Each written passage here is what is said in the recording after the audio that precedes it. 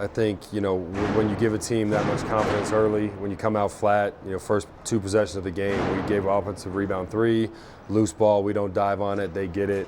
That for us is where we got to learn how to win games against good teams. We played great at West Texas, and I think we've kind of rested on that a little bit. We've lost our hunger and our fire, and that's the scary thing when you get the number next to your name is, are you going to be content or are you going to want more? And we talked a lot about it, but it's hard. Young kids, first time being in that situation, and I just think we really haven't played well since that happened. We played a good second half against Westminster. Thought we competed against Mesa, but it was the same thing. We didn't do the little things that you have to do against teams in this league. This league is very, very good. It doesn't matter that they lost players from last year, like the culture that Mines has, that Black Hills has, that Mesa has. They're winning cultures, and they're top programs in this league for a reason, year in and year out, and they're not going to just roll over because MSU's good again. And so we've got to find our fire. We got to find some defensive stoppers.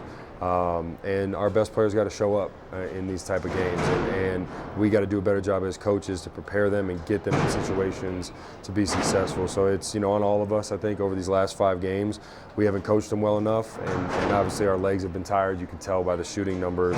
So the break couldn't come at a better time for us. Get some rest, regroup, lick our wounds a little bit from these last 3 games, or 3 out of 5, and come back for the last 17 and ready to tear it up in January and February. Yeah, for us, it's all about defense. We got to commit to being a defensive team. I think right now we let our offense dictate everything, and if we're making shots, which we were in November, then we compete defensively. But then when you miss 3 or 4 in a row, you can't throw it in from 3 for the whole game, really. That just deflates us, and we got to learn that defense is where we're going to get back in games. Just like that last 341 in the first half, our defense ramped up, our intensity on that end, so we were able to get out and get easy baskets. And in this league, everyone knows what you're running. They scout the heck out of you. There's great coaches and great teams, so you got to be able to get as many easy baskets as you can. And for us, that's going to come off defense. For us to turn them over 17 times and be down what we were down, we got to capitalize off those turnovers. 17 points is not enough. We need double that when we get 17 turnovers, and that should be a different score. I mean, they outplayed us. They outplayed us in every aspect of the game. They wanted it more than we did, and like you said, we came out flat. I think that's the best way to put it.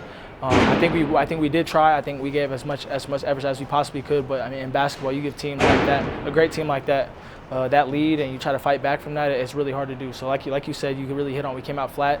They out-rebounded us. They shot better than us. They played better defense than we did. They just beat us on all aspects of the game. Yeah, I mean, we got to figure out ways to still get stops though. At the end of the day. Like we all know, we're basketball players in every other sport. You're not always going to be on. You're not always going to be hitting shots. You're not always going to be completing passes in football. So you got to figure out other ways to scratch out wins, however you need to. So and that just didn't happen today. We didn't get stops. We needed it. And like you said, we missed a couple shots, became contagious, started settling. So I think you hit it right on the nail.